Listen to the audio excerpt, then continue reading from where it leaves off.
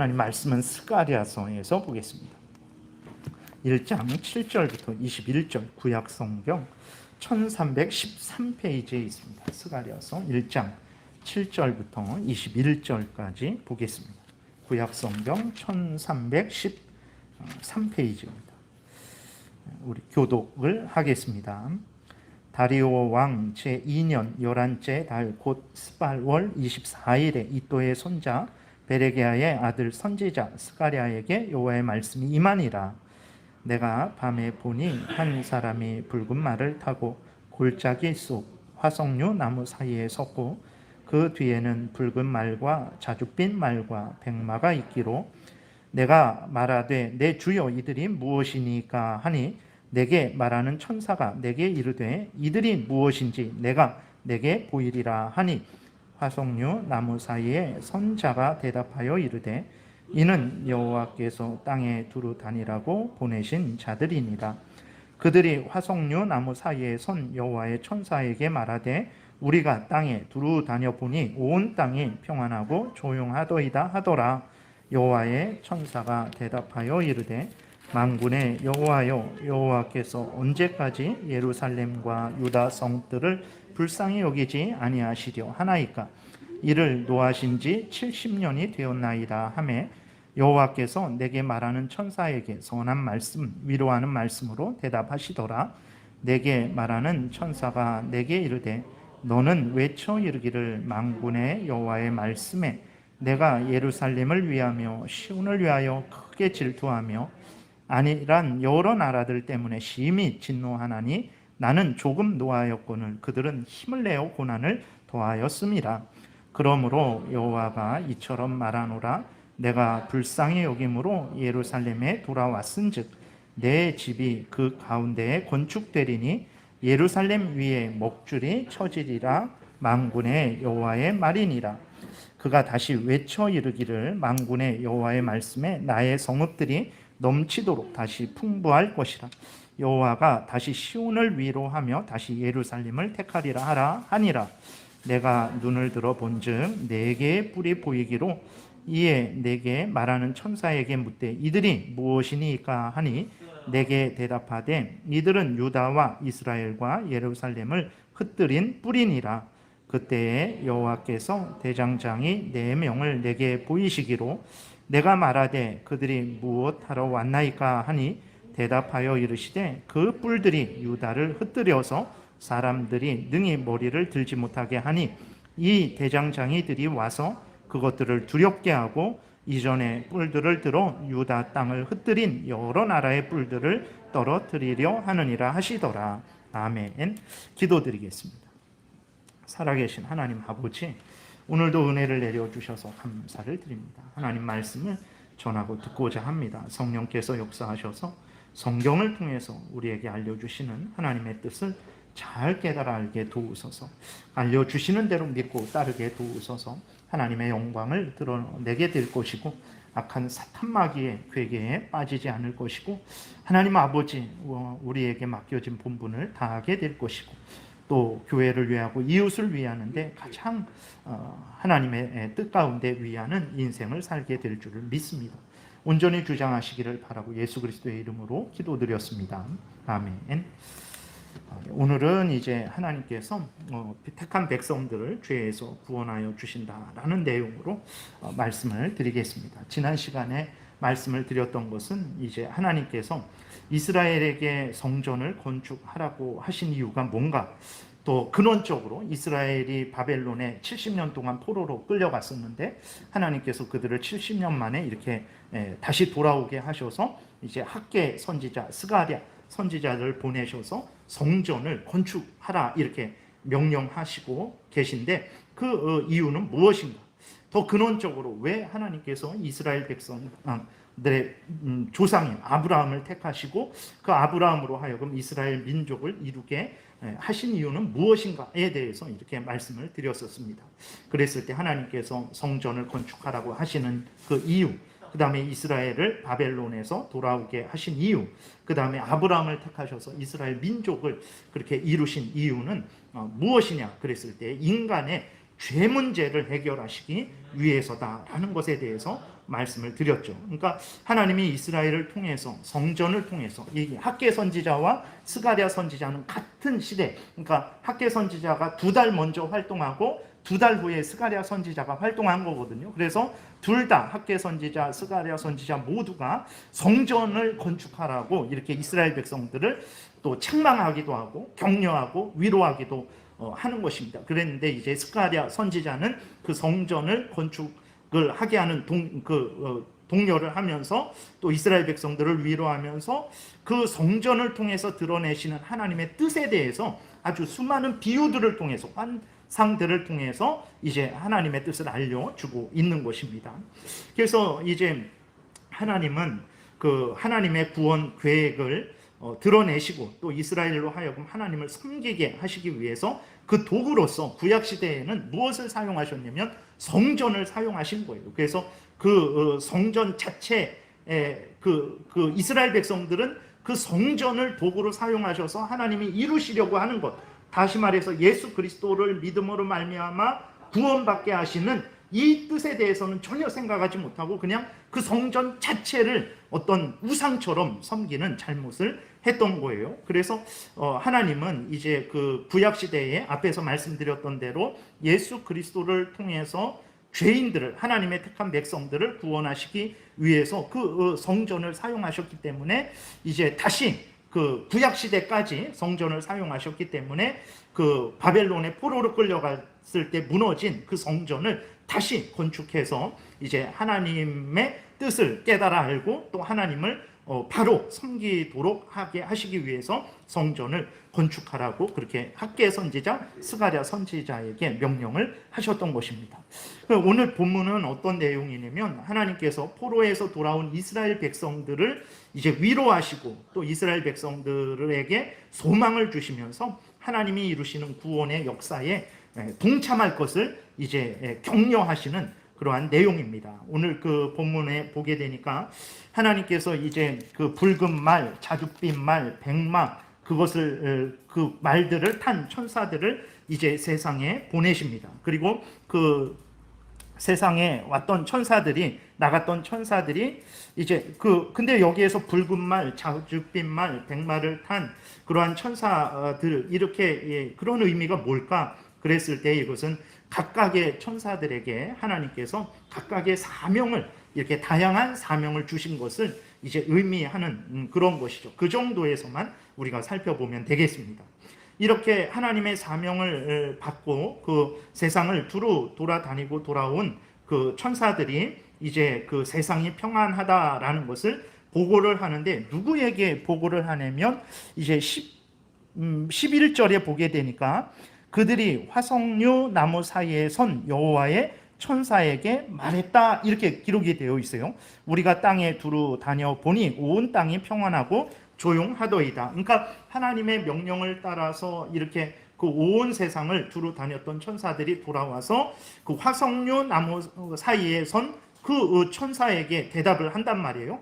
그랬을 때 그 화석류 나무 사이에 선 그 천사가 누구냐? 그랬을 때 바로 예수 그리스도로 이렇게 우리는 그 천사를 해석을 합니다. 그래서 예수 그리스도가 마리아의 몸에서 인간이 되셔서 이 땅에 오신 것은 2000년 전이지만 하나님으로서 예수 그리스도는 영원 전부터 계셨죠. 요한복음 1장에 보게 되면 하나님과 함께 계셨고 온 세상 천지 만물을 예수 그리스도가 창조하셨다라고 기록이 되어 있는 것을 보게 됩니다. 그래서 예수 그리스도는 항상 계신 분이에요.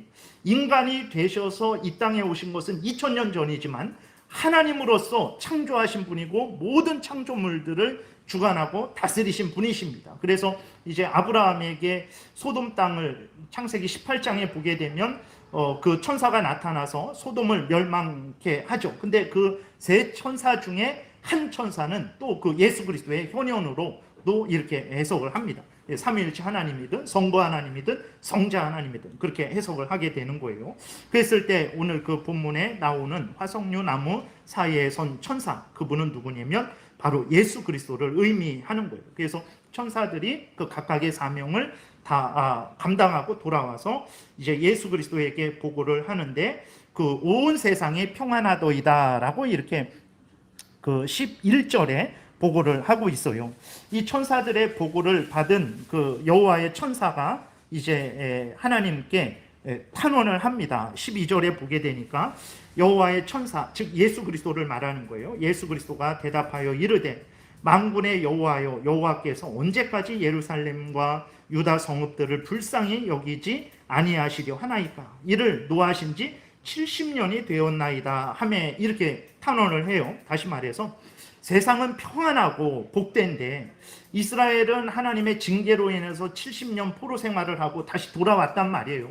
근데 다시 돌아왔는데 그 상태가, 이스라엘의 상태가 아직도 약하고 초라하고 주변에 위협에 떨고 있는 아주 그러한 그 연약한 모습이 있는 거예요. 그래서 예수 그리스도가 하나님께 언제 이스라엘을 회복시켜 주실 것입니까? 속히 이스라엘을 회복시켜 주시기를 위해서 하나님 앞에 간절히 이제 기도를 하는 거죠.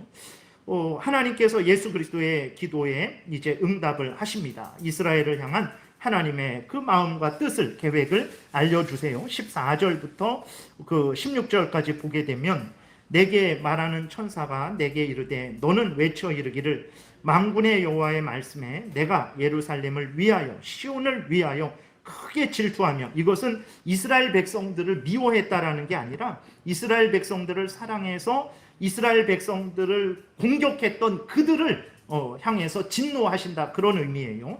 내가 시온을 위해서 크게 질투한다. 그 이스라엘 백성들을 괴롭히고 멸망시키고 포로로 끌고 가고 그렇게 학대했던, 박해했던 그러한 나라들을 내가 크게 미워한다, 이런 의미입니다. 15절에 아니란 여러 나라들 때문에 심히 진노하나니 나는 조금 노하였거늘 그들은 힘을 내어 고난을 더하였습니다. 그러므로 여호와가 이처럼 말하노라. 내가 불쌍히 여김으로 예루살렘에 돌아왔은즉 내 집이 그 가운데에 건축되리니 예루살렘 위에 먹줄이 처지리라. 만군의 여호와의 말이니라. 무슨 얘기냐면 하나님께서 그 천사들을 그 세계에, 온 세상에 보내셨다라는 것은 하나님께서 온 세상의 모든 형편 사정을 다 알고 계시다라는 거예요. 특별히 이스라엘 백성들의 상태도 알고 계시다라는 것입니다. 이스라엘 백성들이 힘들고 어렵고 고난 가운데 있는다라는 것도 알고 계시는 거예요. 그리고 그러한 이스라엘 백성들을 하나님이 불쌍히 여기시고 그들을 회복시킬 계획을 가지고 계시다라는 거예요. 그리고 하나님께서는 이스라엘 백성들이 잘못해갖고 그 포로로 끌려가게 했죠. 그랬을 때 바벨론을 사용하고 다른 나라들을 사용해서 이스라엘 백성들이 잘못할 때마다 이스라엘 백성들을 회초리로 치신 것이죠. 근데 그 도구로 사용되는 뭐 아수르라든지 바벨론이라든지 다른 나라들이 교만해 갖고 하나님의 뜻을 따라서 적당하게 이스라엘을 공격했어야 되는데 아주 심히 그들의 탐욕에 따라서 이스라엘 백성들을 너무 괴롭힌 것에 대해서 하나님은 다 알고 계시다라는 거예요. 그래서 그 부분에 대해서 이스라엘 백성들을 괴롭혔던 자들을 내가 심히 미워하고 진노하고 있고, 뒷부분에 보게 되면 하나님께서 대장장이, 그러니까 하나님의 일꾼들을 통해서 넷불들, 이스라엘을 괴롭힌 강대국들을 벌할 것이다, 이렇게 말씀을 해 주시고 계신 거거든요. 그리고 하나님께서 이스라엘 백성들을 불쌍히 여기셔서 다시 예루살렘을 재건하실 것이다. 성전을 재건하실 것이다. 먹줄이 쳐진다라는 것은 이제 건축을 할 때에 측량하고 그렇게 했을 때에 그것을 정확하게 하는, 그러한 건축을 하게 하는 그러한 의미로 사용을 된 것입니다. 그러니까 하나님께서 이스라엘 백성을 괴롭혔던 그러한 이방 나라 넷불이라는 것은 이방 나라를, 이스라엘 백성을 괴롭힌 모든 나라를 의미하는 것이고, 대장장이는 하나님의 사역자들, 그 넷불들을 망치로 쳐서 깨트리는 하나님의 그 사역자들을 말을 하는 거예요. 하나님의 천사들을 의미하기도 하는 거죠. 그래서 하나님께서 이스라엘 백성들을 다시 회복시키실 것이고, 이스라엘 백성들을 괴롭혔던 자들을 반드시 하나님께서 벌하실 것이다, 진멸하실 것이다 라는 것을 이렇게 오늘 본문을 통해서 말씀을 해주고 있는 것입니다. 하나님께서 모든 것을 알고 계신 거예요. 이스라엘의 형편사정, 그 다음에 온 세상의 형편사정 알고 계신 것이고, 하나님은 또 이스라엘 백성들을 위한 계획을 가지고 계셨던 거예요. 이스라엘 나라를 다시 부흥케 하시고 예루살렘 성전을 다시 재건시키시고 그리고 하나님이 이스라엘을 괴롭혔던 원수들을 멸하실 것에 대해서 하나님이 오늘 스가랴 선지자를 통해서 알려주시고 이스라엘 백성들로 하여금 두려워하지 않게 하시고 또 소망을 갖게 하셔서 하나님이 이루시는 그 구원의 역사에 담대하게 그 참여할 것을 이제 그 스가랴 선지자를 통해서 알려주시는 것입니다. 근데 말씀 우리가 계속해서 드리지만 이렇게 하나님이 은혜를 주시는 목적은 무엇이냐? 앞에서 말씀을 드렸어요. 하나님께서 왜 이스라엘 백성들에게 성전을 건축하게 하시냐? 하나님께서 왜 이스라엘 백성들을 포로로 다시 돌아오게 하셨냐? 더 근원적으로 하나님께서 왜 아브라함을 택하셔서 민족을 이루게 하셨냐? 그랬을 때에 그 모든 그 목적은 무엇이냐면 예수 그리스도를 통한 구원입니다. 예수 그리스도를 통한 하나님의 택한 백성들의 구원이에요. 이것에 대해서 우리는 아주 분명하고 마음에 깊이 새겨야 되는 것입니다. 왜 그러냐면 스가랴 선지자 당시에 그 이스라엘 백성들 대부분이, 그 다음에 예수님 당시의 이스라엘 백성들 대부분이, 그리고 오늘날 그 이스라엘 백성이라고 칭해지는 그 이스라엘 백성들의 대부분이, 그리고 그 많은 오늘날 그리스도인들 중에 많은 그러한 그리스도인들이 여전히 착각하고 있는 것은 무엇이냐면 하나님께서 아브라함을 택하시고 거대한 민족을 이루게 하시고 이스라엘 백성들을 다시 포로에서 돌아오게 하시고 성전을 재건하시는 그 목적을 무엇으로 생각을 하냐면 이 세상에서 다윗 왕 때와 같이 강성한 나라를 건설하는, 그러니까 세상적이고 육신적인 도구로 생각을 하는 일들이 많다라는 것입니다. 그러니까 스가랴 당시의 이스라엘 백성들도 그렇게 많이 생각했고 예수님 당시에도 그랬고 지금 이스라엘 그 나라도 그렇고 그 다음에 그리스도 문제는 그리스도인들 중에서도 그렇게 생각하고 있다라는 거예요. 그러니까 하나님이 성경을 통해서 우리에게 알려주시는 그 핵심 뜻은 무엇이냐면 예수 그리스도를 믿음으로 말미암는 구원을 이루시는 그것을 온 성경을 통해서 우리에게 알려주시는 거거든요. 아담과 하와가 타락해서 그 아담과 하와로 말미암아 온 모든 사람들이 죄로 오염되고 부패되어 사망의 종로로 타고 있는데 그러한 중에 하나님의 택한 백성들을 하나님께서 구원하시기 위한 모든 역사가 이 성경에서 이렇게 흘러가고 있는 거예요. 그 종말까지. 근데 그러한 하나님의 뜻은 생각하지 않고 사람들은 하나님께서 이렇게 아브라함을 택하셨다, 아브라함의 후손을 바다의 모래와 하늘의 별과 같이 만드실 것이다, 가나안 땅을 주실 것이다, 포로에서 돌아오게 하실 것이다, 예루살렘을 다시 재건하실 것이다, 성전을 다시 재건하실 것이다 라고 그렇게 말씀을 하실 때 그러한 복들을 사람들은 어떻게 생각을 하냐면 이 세상적으로 육신적으로 생각을 한다라는 거예요. 그러니까 그러나 이러한 생각은 하나님을 믿는 사람들의 생각과는 아무런 관계가 없는 생각이라는 것을 우리가 분명히 기억해야 됩니다. 성경이 말하는 생각과는 아무런 관계가 없는 생각이에요. 하나님의 뜻이 이스라엘 백성들로 하여금 이 땅에서 잘되고 이 땅에서 형통하고 이 땅에서 강력한 나라를 만드는 것으로 생각하는 것은 세상 불신자들의 생각이 그대로 그 이스라엘 백성들 안에 들어온 것일 뿐이라는 것을 우리가 기억해야 됩니다. 하나님은 끊임없이 성경을 통해서 이스라엘 백성들에게 하나님이 원하시는 것, 하나님이 이루려고 하시는 것은 이 땅에서의 강성한 나라가 아니다. 하나님이 원하시는 것은 죄에서 구원하여서 마지막 때의 새하늘과 새 땅에서 영원한 천국에서 하나님과 함께 하나님의 택한 백성들이 그 영생을 누리는 것이다 라는 것을 하나님은 처음부터 알려주신 거예요. 아브라함에게도 이삭에게도 야곱에게도 그 모든 후손들에게도 학개나 스가랴를 통해서도 알려주신 거예요. 그러나 이스라엘 백성들 중에 대부분의 사람들은 이러한 하나님의 뜻에는 귀 기울이지 않고 하나님이 주시는 은혜를 세상적이고 현실적이고 육신적인 인간적인 복으로만 그렇게 생각을 한 거예요. 근데 이러한 생각은 성경과 전혀 다르다라는 것을 우리가 항상 기억하고 있어야 됩니다. 그 증거가 뭐냐 그랬을 때 우리가 잘 아는 히브리서 11장이에요. 히브리서 11장에 보게 되면 복된 믿음의 조상들이 무엇을 믿었는지 아주 분명하게 기록이 되어 있습니다.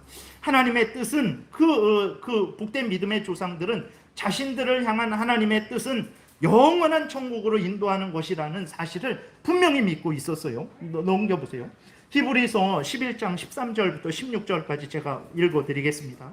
이 사람들은 다 믿음을 따라 죽었으며 약속을 받지 못하였을 때 그것들을 멀리서 보고 환영하며 또 땅에서는 외국인과 나그네임을 증언하였으니 그들이 이같이 말하는 것은 자기들이 본향 찾는 자, 하나님이 그들에게 허락하시는 천국을 찾는 자임을 나타냄이라. 그들이 나온 바 본향을 생각하였다면, 육신적인 그 본향을 고향을 생각했다면 돌아갈 기회가 있으려니와 그들이 이제는 더 나은 본향 천국을 사모하니 곧 하늘에 있는 것이라. 이러므로 하나님이 그들의 하나님이라 일컬음 받으심을 부끄러워하지 아니하시고 그들을 위하여 한 성을 천국을 예비하셨느니라. 이렇게 기록이 되어 있어요. 그러니까 이 위쪽으로 아벨, 아브라함, 그 다음 이삭, 야곱, 그러한 노아, 이 모든 믿음의 사람들은 하나님이 자기들에게 허락하시는 은혜가 이 땅에서의 그러한 어떤 영원한, 이 땅에서 강성하고 부강한 육신적이고 현세적인 그러한 곳이 아니라 영원한 천국이라는 것을 분명히 믿고 있었던 거예요. 그러나 이스라엘 백성들 안에서 하나님을 진실되이 믿지 않던 자들은 하나님이 주시는 은혜를 세상적으로, 육신적으로 잘되고 부강하고 번성하는 것으로 이해를 했어요. 이러한 악한 행위에 하나님의 참된 백성들도 물들어 버린 거예요. 그래서 하나님의 참된 백성들도 어느새 오염이 되어서 하나님의 은혜를 세상적으로, 육신적으로, 현실적으로만 이해했던 거예요. 그러한 세상적이고 육신적이고 현실적인 복이 없다라는 게 아닙니다. 있습니다. 하나님이 우리에게 얼마나 은혜를 주십니까? 아플 때 치료해 주시죠. 없을 때 채워 주시죠. 마음이 괴로울 때 위로해 주시죠. 얼마나 하나님이 은혜를 주십니까? 근데 그런 은혜를 주시는 게 하나님의 창조 목적인가? 그런 은혜를 주시는 게 하나님이 아브라함을 택한 목적인가? 그런 은혜를 주시는 게 하나님이 민족을 이루시고 그 애굽에서 건져내서 가나안 땅에 들어가게 하신 것인가? 그러한 목적, 이 땅에서의 어떤 물질적이고 육신적이고 세상적인 복을 주시는 것이 주시기 위해서 하나님이 바벨론 포로에서 끌려갔던 자들을 70년 만에 돌아오게 하셔서 성전을 그렇게 다시 지으라는 것인가? 그건 전혀 아니죠. 그러한 목적을, 이 세상에 은혜를 내려 주시기 위해서 하나님께서 예수 그리스도가 이 땅에 태어나게 하시고 우리 대신 뺨 맞게 하시고 우리 대신 침뱉음 당하게 하시고 우리 대신 채찍 맞게 하시고 우리 대신 십자가에 못 박혀 죽게 하신 이유인가? 그것이 우리들로 하여금 이 세상에서 더 많은 물질, 더 많은 형통, 더 높은 지위 권세를 얻게 하시려는 것인가? 절대 그렇지 않단 말이에요. 네. 근데 그리스도인들도, 오늘날 그리스도인들조차도 하나님이 우리에게 주시는 그 은혜는 무엇냐라고 했을 때 그것은 세상에서 잘 되는 거예요. 내 자식들, 내 가족들 건강하고 어떤 출세하고 많은 물질과 많은 지위 권세 누리는 거, 이런 식으로 생각을 한단 말이에요. 그거는 하나님이 절대로 성경에서 말씀하고 있는 것이 아님을 우리는 분명히 기억해야 돼요. 그런 은혜를 주세요. 그런 은혜를 주시지만 그런 은혜를 주시기 위해서 창조하시고 사람을 만드시고 예수 그리스도를 이 땅에 보내주신 것이 아니라는 것은 우리가 분명히 기억해야 됩니다. 그런 은혜를 왜 주시냐? 우리들로 하여금 이 땅에서 나그네로서 삶을 살아갈 때에 필요한 건 차원으로서, 일용할 양식으로서 주셔서 그러한 가운데 또 그런 은혜가 있는 사람도 있고 더 많은 사람도 있고 아니면 그런 은혜가 좀 적은 사람이 있고 이러저러한 사람들이 있단 말이에요. 어쨌든 이런저런 형편이든지 간에 그러한 하나님이 주시는 은혜를 일용할 양식 삼아서 영원한 천국을 향하라고 일용할 양식으로, 수단으로, 도구로 주신 것이지 그것이 결코 목적이 아니에요. 그러나 이스라엘 백성들, 과거의 이스라엘 백성들, 그 다음 스가랴 당시에 이스라엘 백성들, 예수님 당시에 이스라엘 백성들, 오늘날 그리스도인들조차도 하나님이 주시는 은혜를 세상적이고 육신적이고 현실적인 그러한 은혜로 생각을 한단 말이에요. 그래서 내가 좀 아프고 힘들고 괴롭고 불통하고 정말 여러 가지 문제가 있을 때 하나님이 나를 사랑하시지 않는다. 하나님이 나를 복주시지 않는다. 그리고 마음은 하나님께서 멀어지고 하나님의 그 사명은 감당하지 않으면서 물질이 생기고 높은 지위 권세에 오르고 그랬을 때에는 하나님이 나에게 복 주셨다, 이러한 잘못된 그러한 생각을 가지고 잘못된 신앙생활을 하는 것이죠. 이러한 결과 예수님이 오셨을 때에도 이스라엘 백성들의 대부분의 사람들은 하나님이 보내시는 메시아, 구원자죠. 구원자가 하는 일은 뭐라고 생각했냐면 로마의 식민 지배 받고 있는 자신들을 독립시켜서 로마와 맞서고 맞서는, 그래서 다윗 시대와 같이 아주 부강하고 강성한 나라를 건설하는 것으로 생각하고 있었어요.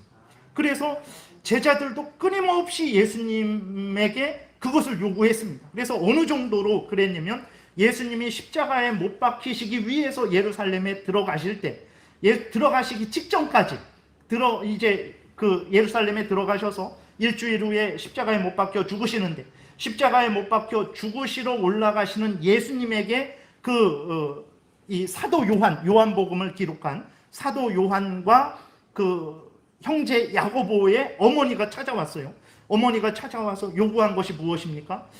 이제 이 예수 그리스도께서 무슨 혁명을 일으키실 것 같단 말이에요.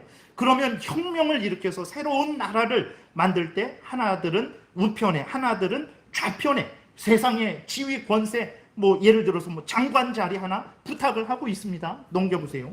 마태복음 20장 17절에 이렇게 기록이 되어 있습니다. 예수께서 예루살렘으로 올라가려 하실 때에 12 제자를 따로 데리시고 길에서 이르시되, 보라, 우리가 예루살렘으로 올라가노니 인자가 대제사장들과 서기관들에게 넘겨짐에 그들이 죽이기로 결의하고 이방인들에게 넘겨주어 그를 조롱하며 채찍질하며 십자가에 못 박게 할 것이나 제3일에 살아나리라. 예수님은 지금 십자가에 못 박혀 죽으실 그것 때문에 심히 고민되시고 그것을 제자들에게 알리고 계신 거예요. 근데 20절에 보세요. 그때에 예수 그리스도께서 십자가에 못 박혀 죽으실 것에 대해서 말씀하신 그때에 세베대의 아들 어머니가 그 아들들을 데리고 예수께 와서 절하며 무엇을 구하니? 예수께서 이르시되 무엇을 원하느냐? 이르되 나의 이 두 아들을 주의 나라에서 하나는 주의 우편에 하나는 주의 좌편에 앉게 명하소서. 이것을 구하는 거예요. 지금 예수 그리스도는 십자가에 못 박혀 죽으시는, 왜 죽으십니까? 그 죄인들의 죄를 대신해서 단순히 여기 손에 못 박히는 그게 문제가 아닙니다. 물론 그것도 큰 고통이죠. 그러나 예수 그리스도께서 십자가에서 받으신 그 고통은 하나님이 죄인들에게 쏟으시는 영원한 지옥 형벌의 고통입니다. 그 형벌을 예수 그리스도께서 당하시는 거예요. 그래서 예수 그리스도의 마음이 심히 고민하여 죽게 되었다라고 겟세마네 동산에서 하나님께 기도하죠. 이 잔을 내게서 옮기실 수 있으면 옮겨주옵소서. 그러한 심정입니다 지금. 근데 그때에 야고보와 요한의 어머니가 오셔서 이제 예수님에게 세상 부귀영화를 구하고 있는 거예요. 예수 그리스도께서 무슨 일을 하시는지, 무엇을 주려고 하시는지를 전혀 제자들도 3년 동안 같이 동고동락했지만 모르고 있었던 거예요.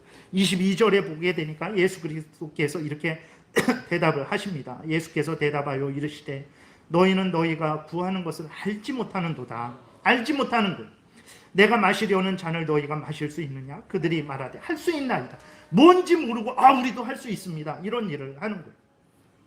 이러한 제자들이 여전합니다. 사도행전 1장에 보면 예수님이 부활하시고 40일을 이 땅에 계시다가 이제 승천하세요. 승천하시는 예수님을 붙들고 또 제자들이 질문하는 것은 뭐냐면 언제 예수 그리스도께서 이 하나님의 나라를 회복시키실 것입니까? 이 이스라엘을 강성하게 만드실 것입니까? 그걸 또 질문해요. 십자가에 죽으셔서 부활하시고 40일 동안 이 땅에 계시다가 이제 승천하시는 예수님을 붙들고 제자들이 말하는 것은 무엇이냐면 언제 이스라엘이 부강한 나라가 되겠습니까? 이 질문을 해요. 그 다음 사도행전 1장 3절에 보게 되면 이렇게 기록이 되어 있습니다. 그가 고난받으신 후에 또한 그들에게 확실한 많은 증거로 친히 살아계심을 나타내사 40일 동안 그들에게 보이시며 하나님 나라의 일을 말씀하시니라. 사도와 함께 모이사 그들에게 분부하여 이르시되 예루살렘을 떠나지 말고 내게서 들은 바 아버지께 약속하신 것을 기다리라. 요한은 물로 세례를 베풀었으나 너희는 몇 날이 못되어 성령으로 세례를 받으리라 하셨느니라. 그들이 모였을 때에 예수께 여쭈어 이르되, 그러니까 예수님은 승천하시면서 이제 성령이 오실 것이다. 성령이 너희를 주장하고 인도하는 대로 복음을 들고 온 세상에 전해서 사탄의 종노릇, 죄의 종노릇, 사망의 종노릇 하는 자들을 구원해라. 이 마지막 명령을 하고 계시는데, 그때 이제 제자들이 뭐라고 합니까? 6절, 그들이 모였을 때에 예수께 여쭈어 이르되 주께서 이스라엘 나라를 회복하심이 이때니까. 여전히 그 하나님이 예수 그리스도를 통해서 은혜를 내려주시는 것을 세상적이고 현실적이고 육신적으로 이해를 하고 있는 거예요. 아직도. 예수님이 분명하게 말씀하시죠. 7절 8절에 이르시되 때와 시기는 아버지께서 자기의 권한에 두셨으니 너희가 알 바 아니다. 하나님의 나라, 그 전혀 다른 것을 이야기하는 거죠. 너희들은 8절 오직 성령이 너희에게 임하시면 너희가 권능을 받고 예루살렘과 온 유대와 사마리아와 땅끝까지 이르러 내 증인이 되리라.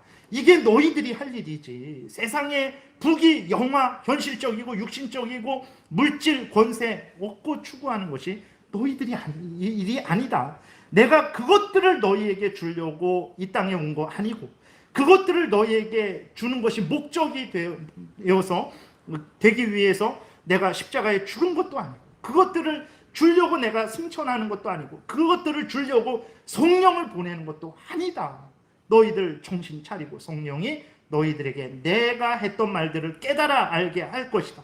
그 가르칠 것이다. 그러면 성령의 인도함을 따라서 성령이 지도하는 대로 복음을 들고 죄인들에게 복음을 증거해서 죄로부터 돌아오게 해라.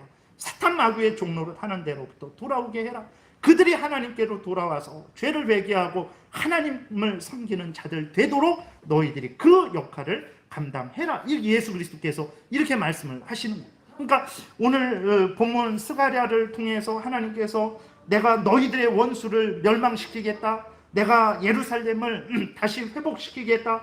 내가 성전을 다시 건축하게 하겠다. 이렇게 말씀하시는 그 핵심은 무엇이냐면 그 모든 과정을 통해서 예수 그리스도를 통한 죄 용서, 예수 그리스도를 통한 구원을 이루시기 위해서 그 일을 하는 것인데, 그러한 회복을 어떻게 받아들이냐면 육신적이고 세상적이고 현실적인 인간적인 그것으로 받아들인단 말이에요. 오늘날 많은 그리스도인들도 여전합니다. 그리스도인들의 주된 관심사가 무엇입니까? 이 땅에서 잘 되는 거예요. 영혼이 잘된 같이 육신이 강건하고 범사가 형통하기를 바라는 거예요. 그랬을 때 문득 생각이 났어요. 정말 영혼이 잘 되고 육신이 잘 되고, 영혼이 잘된 같이 육신이 잘 되고 범사가 형통하기를 원한다는데, 그럼 그들이 생각하는 그러니까 육신이 잘 되고 범사가, 영혼이 잘된 같이 육신이 잘 되고 범사가 형통하기를 원하는 자들이 생각하는 영혼의 잘됨은 무엇일까? 영혼의 잘됨은 무엇일까? 그 영혼의 잘됨은 하나님을 믿고 섬기고 마음과 뜻과 정성과 목숨을 다해서 하나님을 섬기는 영혼의 잘됨일까? 아니에요. 아닙니다. 그들은 그 영혼의 잘됨, 성경에서 말하는 영혼의 잘됨은 죄로 오염되고 부패되어서 하나님과의 교제가 끊어진 거죠. 하나님과의 관계가 끊어진 것입니다. 하나님의 원수로 있었던 거예요. 근데 예수 그리스도의 피로 말미암아 다시 하나님과 화목하게 된 거예요. 이제는 하나님과 교제하게 된 거예요. 영혼의 잘됨은 그것을 말하는 거예요. 내가 이전에는 하나님과 원수였는데 하나님의 이름을 하나님도 모르고 하나님의 이름을 부를 자격도 없고 하나님의 뜻도 모르고 하나님의 뜻을 따라 살아갈 자격도 없고 영원한 지옥불에 던져질 수밖에 없었던 나였는데, 예수 그리스도의 십자가 대신 죽으심으로 말미암아서 내가 죄 용서를 받고 하나님과 다시 화목하게 되어서 내가 이제 하나님을 섬길 수 있게 되었다. 내가 이제 하나님을 마음과 뜻과 정성과 목숨을 다해서 하나님을 섬기고 하나님을 나의 아버지라 부르고 내가 하나님의 자녀가 되어서 하나님과 동행하는 이 일을 할 수 있게 되었다가 영혼의 잘됨이에요. 근데 영혼이 잘되고 육신이 잘되고 영혼이 잘됨같이 육신이 잘되고 범사가 잘되기를 바라는 사람들의 그 생각하는 영혼의 잘됨이 과연 무엇일까? 이러한 성경이 말하는 영혼의 잘됨일까? 아닐 것입니다. 대부분 아닐 것이요. 그들이 생각하는 영혼의 잘됨은 아마 정신적인 부분을 생각하는 걱정 없는 마음, 편안한 마음, 기쁘고 즐겁고 행복한 마음, 내 마음도 행복하고 기쁘고 즐겁고 문제없고 내 육신도 행복하고 기쁘고 즐겁고 문제없고 내 범사도 행복하고 기쁘고 즐겁고 문제없는 온통 나를 위한 하나님을 위하는 그 순간이 없어요. 하나님을 위하는 그 공간이 없어요. 온통 처음부터 끝까지 나를 위한, 그것은 성경이 말하는 하나님의 복이 아닙니다. 이렇게 세상의 복을 추구하는 사람들에게 있어서 영혼의 잘되는 것은 육신적인 잘됨으로 아마 영혼의 잘됨을 생각하고 있는 것으로 여겨집니다. 온통 세상적인 형통에 관심을 가지고 있어요. 죄가 얼마나 무서운지, 죄 때문에 모든 인류가 죽습니다. 우리들이 왜 질병에 걸립니까? 질병에 걸릴 때 이제는 나이가 어느 정도 들고 그랬을 때 이것이 큰 질병 아닌가? 못 고치는 질병 아닌가? 정말 그러한 두려움이 있단 말이에요. 죽음에 대한 두려움이 있습니다. 죽으면 천국 간다라는 것을 알지만 인간적으로 두려워요. 그 과정을 어떻게 겪을까? 또 정말 그것을 어떻게 견뎌낼까? 남은 가족은 어떻게 될까? 이런저런 생각으로 두렵단 말이에요. 그 단순히 한 개인의 죽음, 근데 그 정도가 아니라 왜 이 땅에서 시기하고 살인하고 질투하고 세계대전이 일어나서 수십만 수백만이, 우리나라도 6.25 전쟁 때문에 그러한 수많은 피가 흘려진 그런 이유들이 뭡니까? 죄 때문에 그런 거예요. 이러한 죄로 말미암아서, 근데 이 육신적인 죽음만 있다면 그냥 죽어 없어지면 되지만 문제는 무엇입니까? 육신만 죽는 게 아닙니다. 내 영혼이 영원히 지옥에 던져진단 말이에요. 그러한 무서운 죽음에 대한 그 생각이 없어요. 그저 바라는 것은 무엇이냐면 내 영혼이 잘된 같이 내 육신이 잘되고 내 범사가 잘되고, 온통 그것들은 다 이 땅에서의 잘됨이에요. 영혼의 잘됨을 성경에서 말하는 영혼의 잘됨으로 아마 그들은 이해하지 않을 거예요. 그냥 정신적인 평안하고 기쁘고 문제없는 그런 차원으로 아마 이해할 것입니다. 이 땅에서 물론 살아가면 하나님을 이용해서 자신들의 소원을 성취하려는 이들이 과연 하나님의 사람들이겠습니까? 생각해 봐야 되는 거예요. 하나님의 사람인데 그럴 수도 있습니다. 근데 언제 그러냐? 믿음이 아직 너무나 연약할 때, 어린아이일 때, 성장하지 않아서 아직 세상의 가치관과 성경이 말하는 게 그렇게 그냥 뒤죽박죽이 되어서 그런 거죠. 아직 세상의 가치관을 못 버렸을 때, 아니면 사탄 마귀에게 속아서 시험 들었을 때, 아니면 아직 하나님을 진정으로 믿지 않을 때 그런 생각을 가지게 되는 거예요. 물론 이 땅에서 살아가면서 아프고 가난하고 불통한 삶을 살아가는 것은 견딜 수 없는 고통입니다. 슬프고 괴롭고 눈물이 끊이질 않죠. 주위를 살펴볼 때 건강하고 부유하고 형통한 삶을 살아가는 사람을 보게 될 때 너무나 부럽기만 합니다. 한 번 사는 인생입니다. 다시 돌아오지 않는 인생이에요. 근데 이 땅에서 이왕이면 다홍치마라고 이 땅에서 삶을 살면서 정말 부족함 없이 하고 싶은 거 다 하고 먹고 싶은 거 다 먹고 자기가 원하는 거 이루는 그러한 재정적이고 그러한 여러 가지 환경적인 복을 누리는 것은 얼마나 큰 은혜이겠습니까? 그건 참 감사한 일이죠. 기쁜 일입니다. 그것을 나쁘다라고 하는 게 아니라 중요한 일입니다. 그것은 좋은 일이에요. 얼마나 좋은 일입니까? 그래서 그리스도인들도 육신이 강건해진다, 부유해진다, 형통하게 된다라는 말에 솔깃할 수밖에 없어요. 물론 그것을 구하지 말라라는 게 아닙니다. 하나님이 우리들에게 얼마든지 구하라고 하셨어요. 그러나 하나님의 영광을 위해서 구하라고 하셨죠. 그런 차원에서 얼마든지 구하고 또 하나님이 주신 것을 우리는 감사함으로 누릴 수 있는 거예요. 그러나 분명한 사실은 무엇입니까? 하나님이 알려주시는 것과 다른 것을 믿으면 그것은 아무 소용이 없는 것임을 성경이 말하고 있는 거죠. 이것이 중요한 것입니다. 우리는 하나님 앞에 바로 서야 됩니다. 오늘 본문에서 하나님께서 예루살렘 성읍이 새롭게 재건될 것이다. 그곳에 하나님의 은혜가 풍성할 것이다. 너희를 괴롭혔던 원수들이 멸망될 것이다. 라는 것을 통해서 드러내시는 참된 의미는 무엇입니까?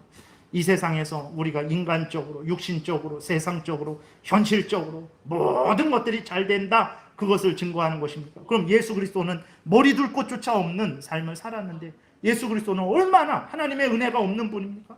바울 고린도 후서 11장에 보게 되면 정말 그러한 고난을 당한 사람이 없는데 그럼 바울이 하나님의 저주를 받은 사람입니까? 그렇지 않단 말이에요. 하나님께서 그러한 모든 것들을 통해서 오늘 본문을 통해서 이스라엘의 회복을 말씀해 주시는 것을 통해서 드러내시는 것은 무엇이냐면 예수 그리스도로 말미암은 구원을 증거하는 것입니다. 예수 그리스도로 말미암아 영원한 천국에서 영광스러운 삶을 살 것을 알려주시는 거예요. 악한 사탄 마귀의 종로로 타는 데서, 죄의 종로로 타는 데서, 죄의 형벌인 저주와 죽음에서 해방되어서 살아계신 하나님과 영생을 누리게 될 것을 우리에게 알려주시는 거예요. 그것을 알려주시기 위해서 성전을 다시 만들어주시고 이 땅의 사람들에게 그걸 보여줘야 되니까 성전을 만들어주시고 너희들의 원수를 멸해 주실 것이다. 진짜 원수는 사탄 마귀인 것입니다. 진짜 성전은 영원한 천국이라는 것을 우리가 기억을 해야 되는 것입니다. 이러한 분명한 믿음을 우리가 가져야 됩니다. 하나님이 성경을 통해서 알려주시는 그 분명한 뜻을, 그 핵심을 우리가 분명히 가지고 있어야 돼요. 그래야 이 땅에서 열심히 살 수 있습니다.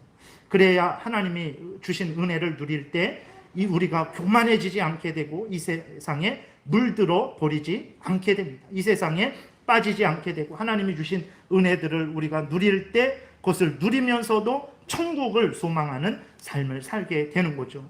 이러한 분명한 믿음을 가질 때 우리가 이 땅에서 아프고 병들고 가난하고 여러 고난의 삶을 살지라도 낙심하지 않게 되는 거예요.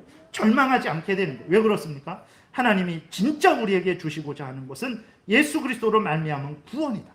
영원한 천국에서의 영생이다. 내가 이 땅에서 70년, 80년을 살아가는데 이렇게 고통스럽고 괴롭고 날마다 눈물이 나고 날마다 아침에 눈을 뜨지 않는 게 더 행복하겠다라고 할 정도의 그러한 힘들고 어려운 상황이지만 지나갈 것이다. 70년, 80년 후면 예수 그리스도께서, 하나님께서 이 땅에서 함께해 주시고 또 때가 되면 나를 영원한 천국에서 복되게 하실 것이다. 이러한 소망을 갖게 되니까 이 땅에서 힘들고 어려울지라도 낙심하지 않고 절망하지 않고 다시 힘을 내는 거죠. 그리고 다른 사람이 잘 살고 복되게 사는 것을 볼지라도 시기하고 질투하고 뺏어서 다 없애버려야 되겠다, 뒤집어 엎어야 되겠다, 이런 마음 갖지 않는 거예요. 저 사람은 하나님이 저렇게 살게 하신 것에 대해서 감사하고 기뻐하며 살면 되고 나는 또 하나님의 은혜 가운데, 섭리 가운데 이런 형편 처지에 놓여 있으니까 내가 하나님이 나를, 지혜로우신 하나님, 전능하신 하나님이 나를 이렇게 하신 것은, 물론 내가 죄를 져서 이렇게 됐다면 회개하고 다시 돌이켜야 되겠죠. 그러지 않을 때에는, 그러지 않았는데도 불구하고 그럴 때는 이 모든 것이 하나님의 뜻이구나 라는 것을, 그건 운명이 아닙니다. 이거는 송충이는 솔잎을 먹어야지, 난 송충이니까, 이런 게 아니고 내가 하나님의 형상이지만 하나님의 그 지혜로우신 뜻 가운데 나를 이런 삶으로 처하게 하시고 이 삶 속에서 지지 말고 하나님을 사랑하고 의지하고 하나님의 뜻을 따라 살아가는 삶을 통해서 하나님의 영광을 드러내게 하셨구나. 그러면 하나님의 뜻에 내가 순종해야지. 이건 운명론하고 다른 거예요.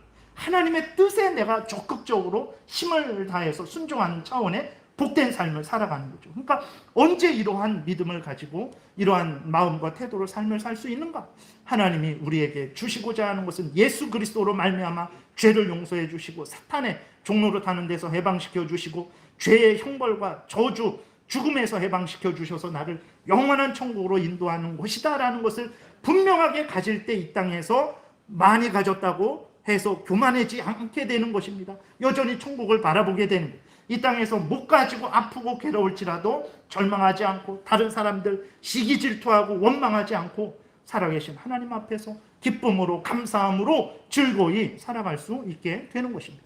이러한 믿음을 가져야 오늘날 온 땅이, 온통 이 세상이 전부고 죽기 전에 모든 것을 다 누리고 내 마음대로 하는 것이, 그것이 인간의 참된 행복이다라고 온갖 괴계로 그 하나님의 뜻을 혼란케 하고 어지럽게 하고 하나님의 영광과 하나님의 뜻을 이루는 것보다 우리 자신의 탐욕을 이루게 하는 악한 사탄의 그 교묘한 속임에 속지 않게 되는 거예요. 언제 그렇습니까? 하나님께서 우리에게 주시고자 하시는 그 복, 예수 그리스도 안에서의 죄 용서의 복, 하나님과 함께 영원한 천국에서 영생을 누리게 하는 그 것이다 라는 것을 분명하게 깨달을 때에 우리가 이런 형편 저런 형편 이든지 간에 감사하고 기뻐하고 우리의 본분을 다할 수 있는 것입니다. 그래서 여러분 이렇게 말씀드리는 것은 하나님이 왜 이러한 스가랴 선지자를 통해, 학계 선지자도 충분한데 또 스가랴 선지자를 통해서 이런 말씀을 하실까? 왜 하나님께서 이스라엘 백성들의 성전을 회복시켜 주겠다, 왜 그 성을 다시 재건시켜 주셔서 그 성 안에 가득한 사람들이 살게 하시겠다, 이러한 모든 것을 주실까? 그것을 육신적으로, 현실적으로, 세상적으로 받아들이게 됐을 때 하나님과 전혀 다른 길을 가기 때문에 그렇습니다. 그래서 성경을 통해서 하나님이 우리에게 알려주시는 것이 무엇인지를 분명하게 우리가 인식하게 될 때 그 하나님이 이 땅에서 주시는 것도 감사함으로 누릴 수 있게 되고, 때로는 안 주실 때 견디고 인내하게 되고, 하나님의 어떤 형편 처지든지 간에 하나님의 뜻대로 살아가게 되는 것이죠. 성경이 말하는 대로 우리의 믿음의 조상들이 믿어온 대로 믿고 따르시는 여러분들이 되시기를 바랍니다. 기도드리겠습니다. 살아계신 하나님 감사합니다. 참으로 하나님의 성경을 통해서 이러한 뜻들을 깨달아 알게 하시고, 우리가 어떤 형편 처지이든지 간에 하나님의 뜻을 생각해서 좋고 또 평안하고 또 부유하고 또 넉넉하고 건강하면 그러한 대로 하나님께 감사하고 하나님의 영광을 위해서 살게 하시고, 또 때로는 부족하고 어렵고 힘들고 가난하고 궁핍할지라도 기뻐하고 즐거워하고 감사하고 원망불평하지 않고 남을 미워하지 않고, 또 그러한 가운데에서도 하나님이 주신 사명을 기쁨으로 감사함으로 감당할 수 있도록 하시니 감사를 드립니다. 성경을 통해서 우리에게 알려주시는 하나님의 뜻이 무엇인지 분명히 깨달아 알고 그대로 믿고 따르게 도우소서. 하나님 교묘하게 속이는 이 세상의 것으로 바꾸어 버리는, 현실적이고 육신적인 것으로만 바꾸어 버리는 사탄의 속임, 인간의 탐욕에 속지 않는 우리 모두가 되게 도우소서. 감사드리고 예수 그리스도의 이름으로 기도드렸습니다. 아멘.